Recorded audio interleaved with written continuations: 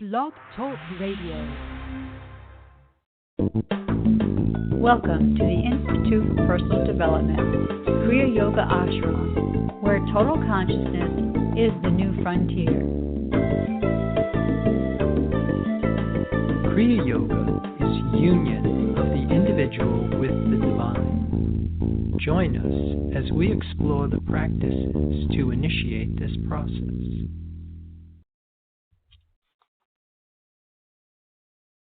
Good morning. Welcome to the Voice of Yoga, Let's Talk Consciousness. I am your hostess, Lisa Winton, and with me is Kenny Toy, also known as Swami Jayananda, founder of the Institute for Personal Development that's located here in Hampton, New Hampshire. Good morning, Swami. Thank you for being here this morning. How are you? Good morning. I'm doing pretty good today. How about you? Well, I'm doing pretty good today. Thanks for asking. And we want to thank you all for tuning in. So today on the Voice of Yoga, we'll be talking about overcoming unnecessary dependencies by thinking with divine mind as a method for changing the reward circuits in the brain. Listen as we explain the function of divine mind and the perfect law of life. In this show, we will be exploring the conscious effect of Dharana concentration, the sixth stage of Kriya Yoga. With repetition comes absorption. Welcome to the Voice of Yoga. We are talking consciousness. Join the Kriya Yoga Spiritual Advance to get the light in your soul and start thinking with divine mind. So, Swami, let's just start off with one of the first things that we mentioned in the summary. Let's talk about overcoming unnecessary dependencies by thinking with divine mind. What does that look like? How do we do it? Yeah, the term in the Bible is called repent, which means that we have to start thinking differently. Most of our dependencies really are a direct result of internalizing substances, circumstances, situations, and reacting to them because we have elevated them to a position of importance that we think we need them. And so one of the first things that can start to happen is to start to think with divine mind. You rise above need. That spirit doesn't have any requirements, that spirit is complete and whole. It is fulfillment now. We are accustomed to thinking with our five-sense mind or the lower mind. When you are thinking with the lower mind, you are acquiring all of your information from matter and mind, or from what's called duality. From that perspective, we are finite. We are mortal. We have a corporeal body. But from a spiritual sense of selfhood, we are divine, which means that we are eternal, immortal. Our life is self-existent, and it stems from an indestructible principle. But the thing about it is that it is in perfect harmony. It is the divine law of life. And we are accustomed to thinking with our five-sense mind. So we are thinking with the testimony of our senses. And from that rational level of thinking, we are under the law of karma, which is basically a belief in two powers. So it's an ongoing struggle between good and evil, light and dark, right and wrong, life and death. And so this whole thing of accepting your spiritual selfhood and starting to usher in divine mind as your sole base of operation, when divine mind starts to function in your being, that is when you can experience divine omnipotence. And you move beyond personal desire, personal interest, personal will. And also you move beyond your needs and your wants. And you live now out of the will of divine law. So how do we know if we have change the reward circuits in our brain? Well, that's going to depend on whatever it is that you desire. And one of the things that we have been saying in these shows consistently is that if we desire things that are visible and tangible, then we will be of a lower animal nature and we will be controlled by our senses. If we desire things that are invisible but tangible, thoughts, visions, concepts, beliefs, then we will still be under the rulership of karma because we have a belief in something that is also dualistic. And you will be of a human nature. But if you have a desire for what is invisible and intangible, and in the Bible they call that loving God.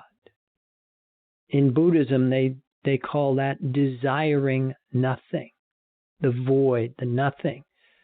The one dimension of reality that has no frequency, no vibration. Then if we desire that, then we will be of a divine nature. And from that vantage point, you will then have divine omnipotence functioning in your being. So that's what you mean by the phrase, the perfect law of life? Yeah, divine law or spiritual principle, the belief in one power. And it is really no power because it is the perfect law. It is the divine perfect law of life, which really requires no adjustment. It is the changeless state of being. When you talk about the functions of divine mind,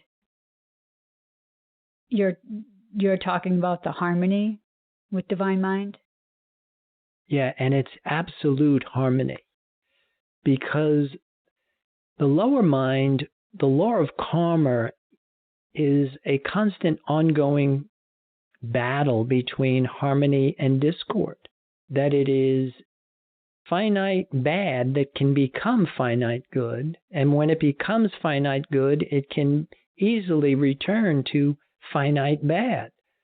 So there's this chronic anxiety because we are in the changing conditions of the personal mentality. And so here we're trying to acquire a taste for the divine, acquiring a taste for the perfection of our being.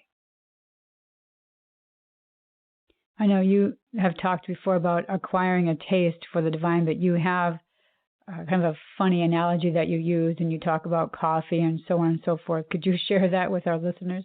Yeah, I tell the story that the first time I took a sip of coffee when I was a young boy, I remember, ooh, and somebody said to me, you have to acquire a taste for it. And I remember later on, I took a sip of Scotch whiskey and I thought, ooh, and they said, you have to acquire a taste for it. And the first time I took a drag on a cigarette, I thought, ooh, and they said, you have to acquire a taste for it. And these are all things that people internalize, and we acquire a taste for it, and then we become controlled by them. Well, in the framework of accepting your divine selfhood, you really have to acquire a taste for spirit. Because that's one of the things when I tell people that you have to make prana your party.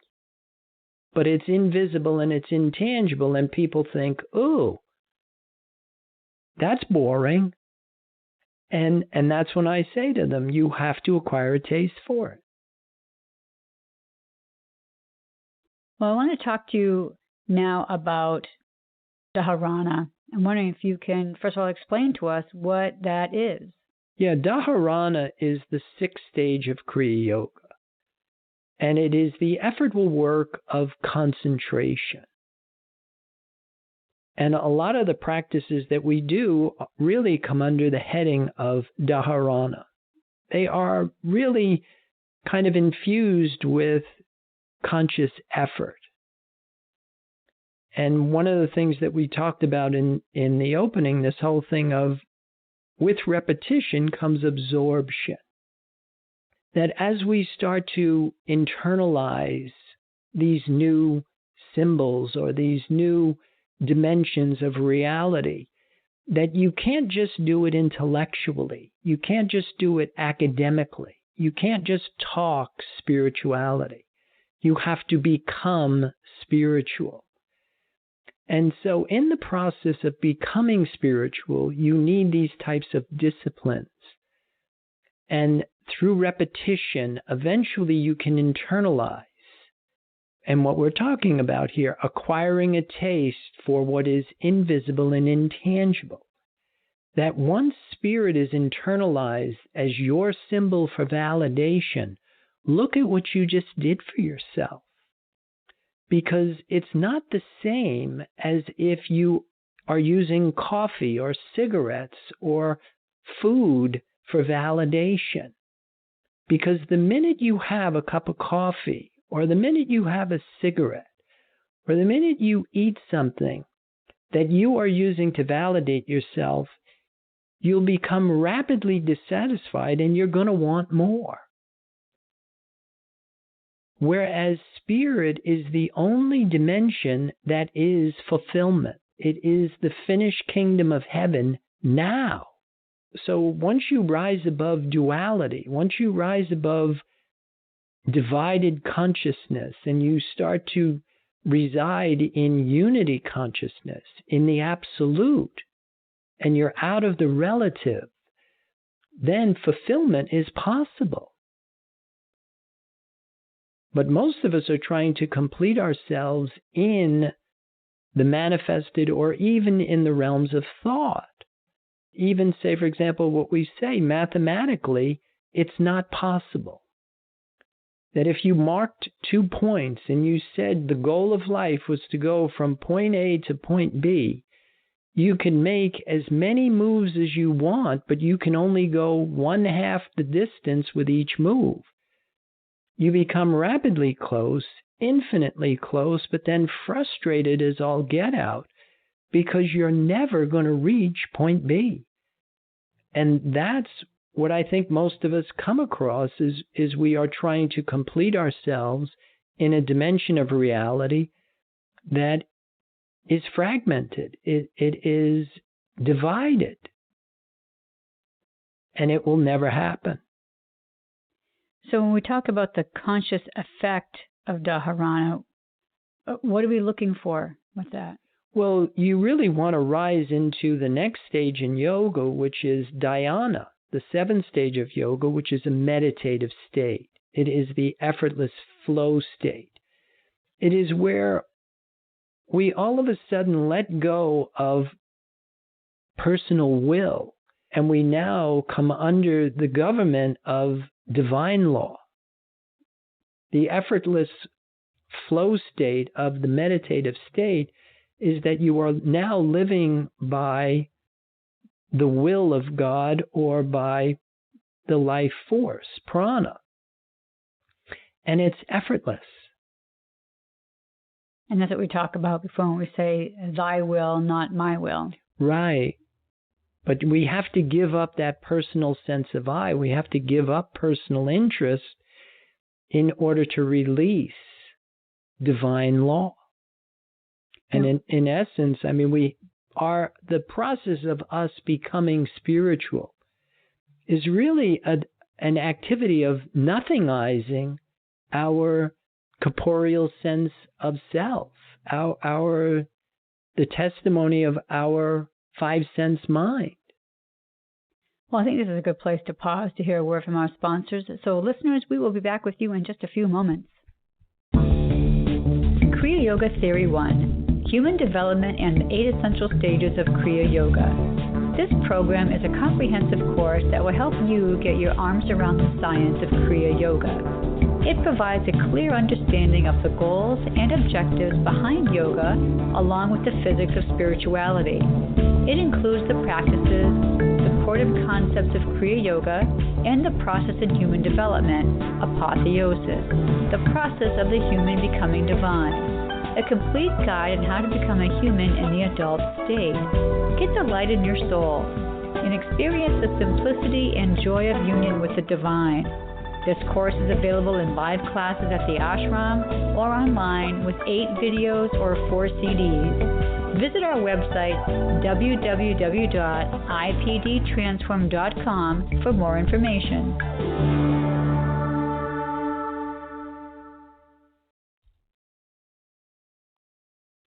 Welcome back. For those of you just joining us, you're listening to The Voice of Yoga, and we are talking consciousness.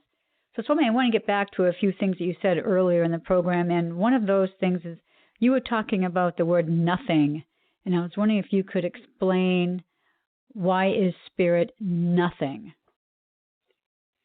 Yeah, that I really refer to sometimes the discoveries in quantum physics that they say that underlying matter is energy, and underlying energy is the void or the nothing. That spirit is nothing because it's whole, because it's complete.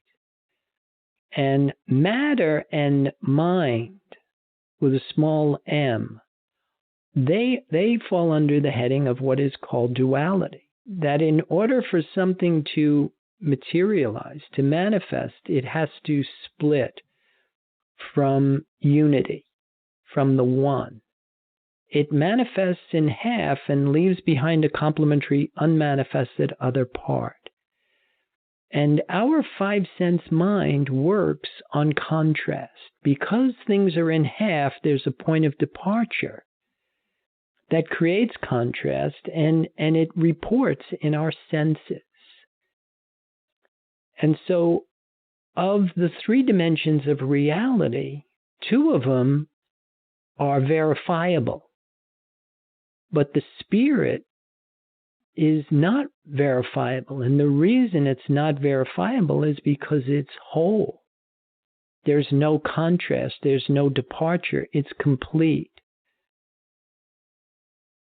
Well, so I have another point I need you to clarify for me. You mentioned harmony earlier.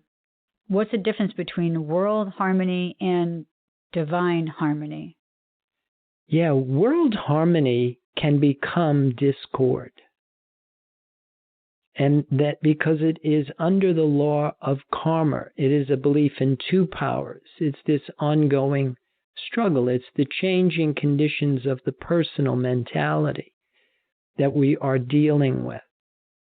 Divine mind is the changeless state of being. Harmony under divine law is absolute harmony. It's not harmony that can become discord. It is absolute harmony, and it is eternal, unchanging, permanent. Always was and always will be.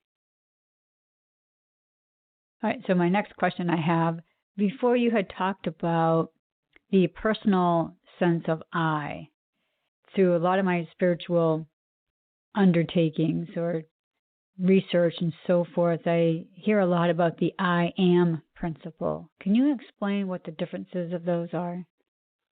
Well, yeah, and probably the explanation that I really rely mostly on comes from Christian Science, that there was an author, his name was Ames Knoll, and the title of his book was Divine Egoism, which is, I think, exactly what we're trying to do here. When our identity is bound up in corporeal sense, we have a personal sense of I, and we have a belief that we are separate from the one.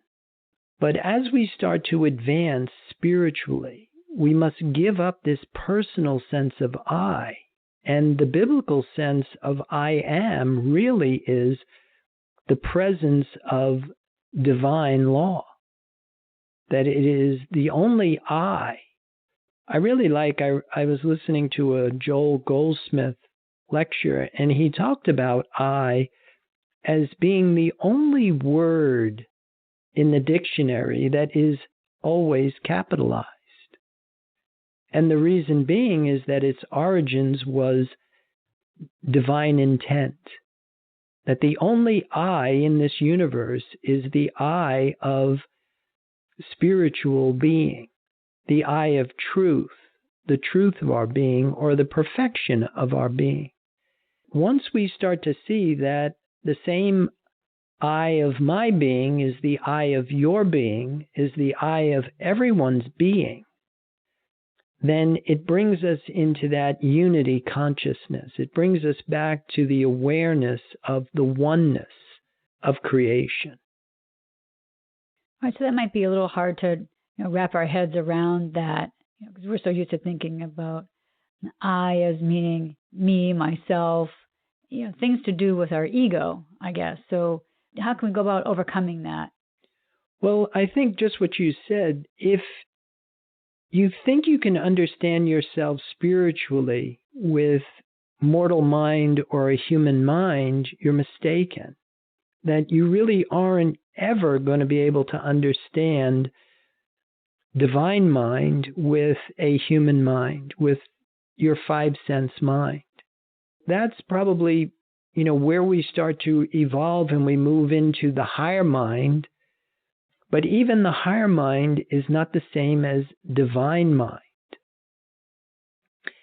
And it's the difference between knowing, doing, and being.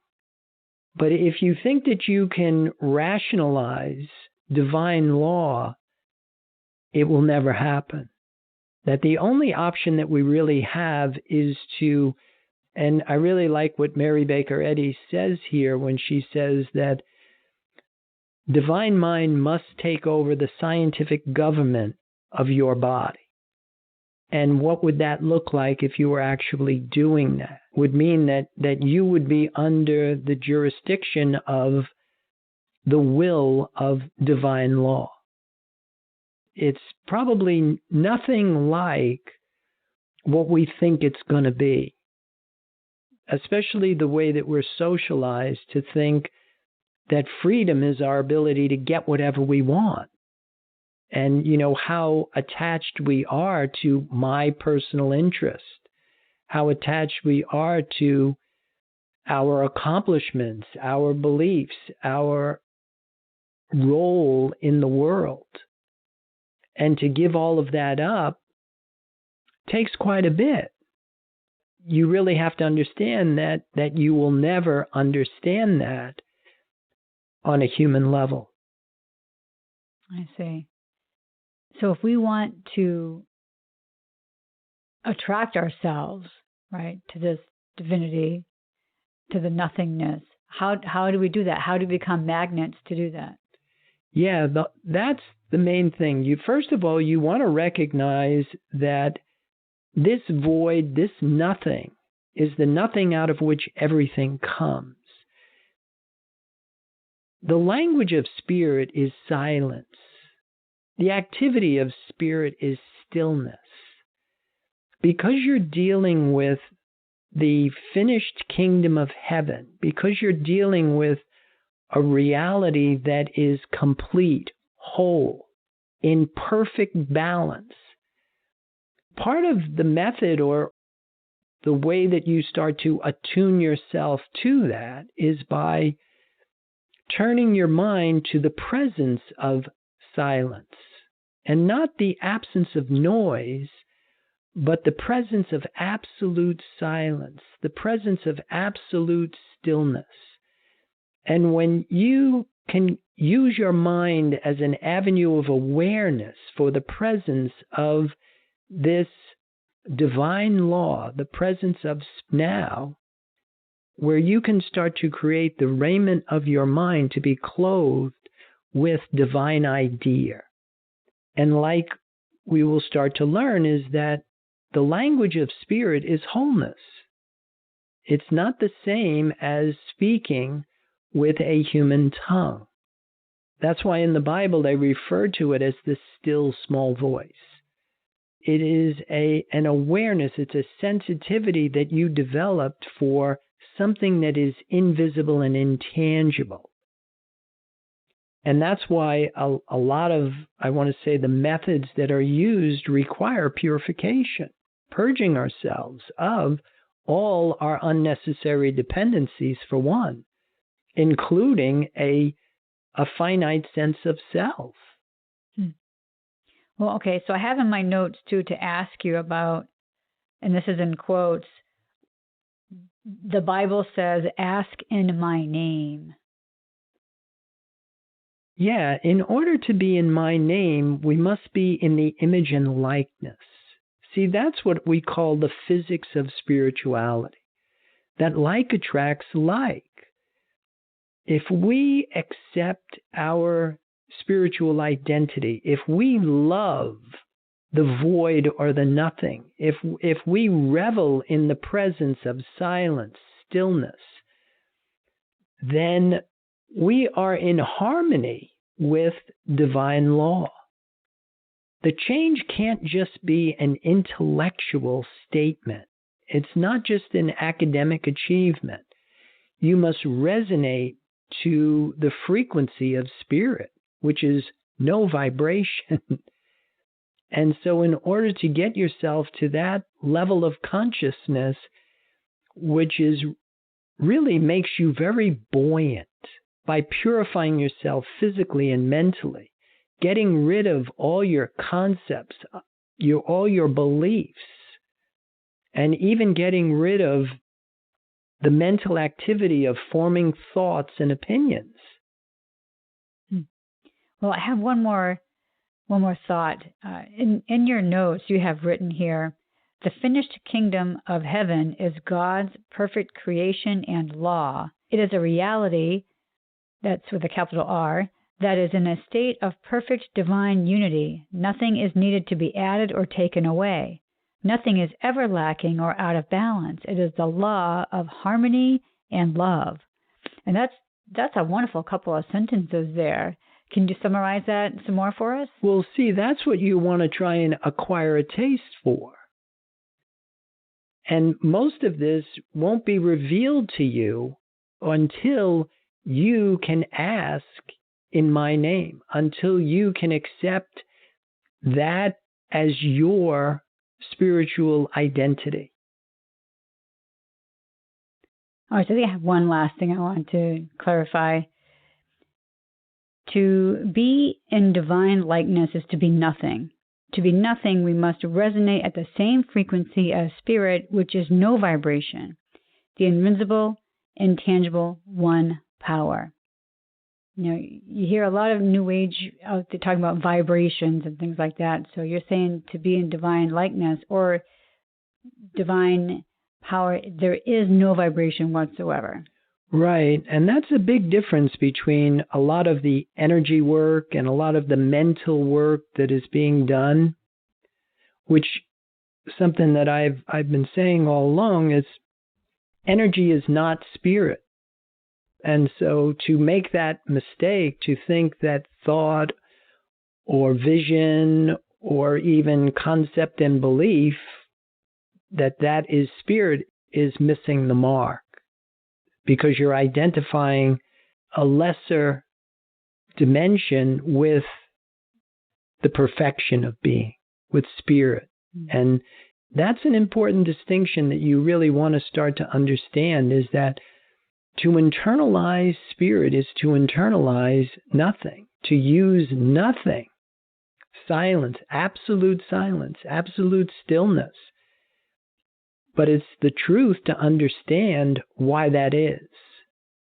And that's the truth that sets us free. All right, great. Well, thank you for all your information today. So we're going to end our program for this morning. So be sure to visit our website, www.ipdtransform.com. Lots of tools on that website for your continued learning experiences. And you can access our other Blog Talk Radio shows. 3/4 way on the homepage, you'll see Swami Says recent posts, and usually a bunch of the shows there listed for your learning experiences. So with that, I'd also like to remind you to be sure to tune in to our Wednesday night Facebook Live episodes at 5 p.m. So, Swami, do you have any other final thoughts about today's program? Well, I would like to encourage everybody to become addicted to the invisible, intangible presence of the divine. And with that, I wish everybody a good day. Namaste. Thank you for listening to The Voice of Yoga. This is Lisa Winton along with Swami Jayananda signing off. Have a wonderful Kriya Yoga kind of day. Namaste.